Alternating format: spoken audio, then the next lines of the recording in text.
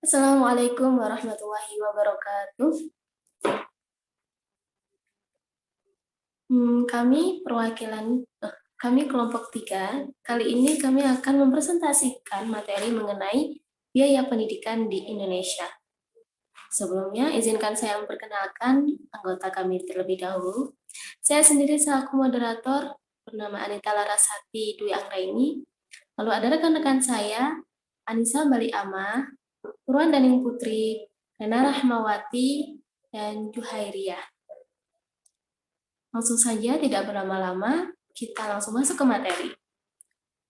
Biaya pendidikan di Indonesia.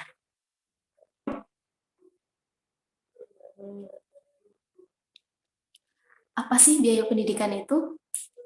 Biaya pendidikan adalah nilai uang atau nilai rupiah yang dikeluarkan pemerintah, penyelenggara pendidikan, masyarakat, maupun orang tua siswa dalam bentuk natural atau barang, pengorbanan peluang, maupun uang yang digunakan untuk mengelola dan melaksanakan pendidikan agar bisa terlaksana dengan baik. Selanjutnya,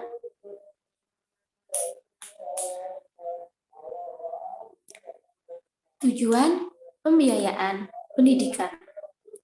Tujuan pembiayaan pendidikan tak lain dan tak bukan adalah terselenggaranya proses pendidikan yang sesuai dengan kebutuhan belajar peserta didik yang diharapkan. Ya, hanya itu saja. Selanjutnya, materi akan dilanjutkan oleh rekan-rekan saya. Silahkan. Selanjutnya, saya akan membahas tentang dari mana saja pembiayaan pendidikan. Yang pertama, dana bantuan operasional sekolah atau biasa kita sebut dengan dana BOS. Dana BOS berasal dari pemerintah. Dana operasional sekolah atau dana BOS adalah program yang diselenggarakan oleh pemerintah untuk membantu sekolah-sekolah di Indonesia agar dapat melaksanakan kegiatan belajar yang lebih baik bagi siswa. Komponen apa saja yang dapat dibiayai menggunakan dana BOS? Yang pertama, penerimaan peserta didik baru. Yang kedua, pengembangan perpustakaan. Yang ketiga, pelaksanaan pembelajaran dan ekstrakurikuler. Yang keempat, pelaksanaan administrasi kegiatan sekolah. Yang kelima, pengembangan profesi guru dan kependidikan. Yang keenam, pembiayaan langganan daya dan jasa.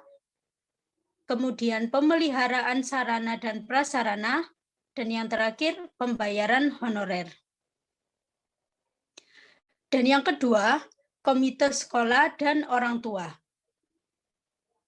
Keterlibatan orang tua dalam manajemen sekolah sangat diperlukan.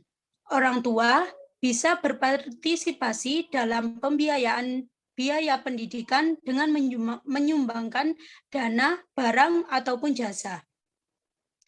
Selain itu, komite sekolah adalah sebagai penghubung antar sekolah dan orang tua atau masyarakat untuk menyalurkan dana atau jasa maupun barang untuk peningkatan pembelajaran. Yang ketiga, usaha sekolah yang menghasilkan pendapatan.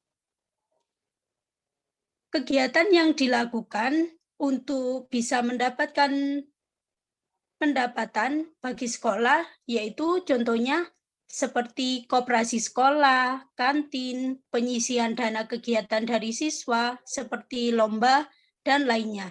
Atau penyisian dana dari sumbangan sponsor atau donatur terhadap salah satu kegiatan yang dilakukan oleh sekolah atau lembaga pendidikan. Itu dari saya, selanjutnya akan dijelaskan oleh teman saya.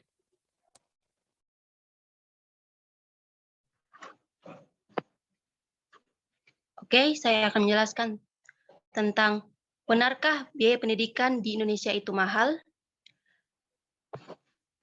Dilihat dari data Badan Pusat Statistik menyebutkan bahwa memang biaya pendidikan di Indonesia itu mengalami kenaikan setiap tahunnya. Kenaikan tersebut mencapai 10-15%, dan ini umumnya terjadi pada sekolah swasta, pada sekolah menengah atas, dan menengah pertama. Untuk biaya yang dimaksud itu baru hanya sebatas uang pangkal atau yang biasa kita ketahui itu uang pendaftaran. Dan ini belum termasuk uang buku, uang SPP bulanan, perlengkapan sekolah, serta biaya lainnya yang akan digunakan.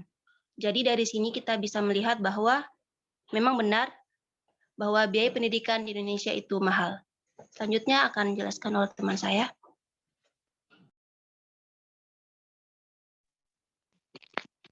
Baik, di sini saya akan menjelaskan faktor yang mempengaruhi terjadinya kenaikan biaya pendidikan. Apa saja sih faktor yang mempengaruhi terjadinya kenaikan biaya pendidikan? Yang pertama yaitu kenaikan harga, entah itu dari harga yang biasanya semisal terdapat fasilitas sekolah yang biasanya papan tulis, intinya hal-hal yang berkaitan dengan fasilitas sekolah. Jika dari harga itu naik, mungkin dari SPP siswa atau uang bulanan siswa juga naik karena semua fasilitas itu juga berasal dari uang SPP siswa. Yang kedua yaitu perubahan relatif dalam gaji guru. Karena tiap tahunnya atau tiap periode ada gaji guru yang naik, entah itu ada yang tetap.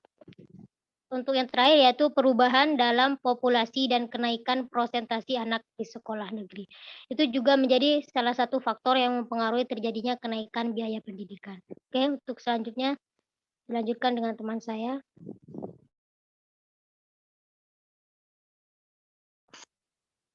Oke, saya akan menjelaskan tentang dampak mahalnya pendidikan.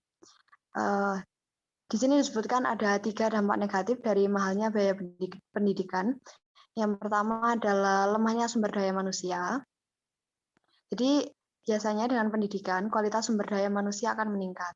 Apabila pendidikan mahal dan belum merata dan tidak tercapai, biasanya sumber daya manusia tidak terlalu baik. Yang kedua adalah lemahnya taraf ekonomi masyarakat. Biasanya dalam pendidikan, setelah keluar dari pendidikan, seseorang dilatih untuk membuka usaha atau bekerja. Jadi apabila ada yang bekerja dan membuka usaha, membuka lapangan usaha, hal tersebut akan meningkatkan taraf ekonomi masyarakat. Nah, apabila pendidikan masih belum merata dan mahal dan masih belum tercapai untuk semua orang, hal ini melemahkan taraf ekonomi masyarakat. Yang terakhir adalah ketidaksadaran masyarakat akan kesehatan. Biasanya, apabila orang berpendidikan, dia akan mementingkan kesehatan. Jauh berbeda dengan orang-orang yang tinggal di daerah terpencil yang masih belum tergapai pendidikan. Biasanya orang-orang di daerah terpencil tidak terlalu mementingkan kesehatan. Oke, next. Yang terakhir ini adalah cara mengatasi mahalnya biaya pendidikan. Di sini ada 2 cara mengatasi mahalnya biaya pendidikan. Yang pertama adalah memperbesar dana APBN untuk pendidikan, yaitu sesuai dengan undang-undang sebesar 20% dari total APBN. Jadi, dengan memperbesar alokasi dana 20% dari APBN, hal ini dapat meringankan atau memperbaiki kualitas sekolah. Yang kedua adalah melibatkan unsur masyarakat, terutama mereka yang secara ekonomi mampu. Masyarakat berperan untuk dalam hal ini ya. Masyarakat berperan mendirikan yayasan, terus kemudian donasi atau sponsor. Hal ini berperan untuk kemajuan pendidikan juga. Saya kira itu saja.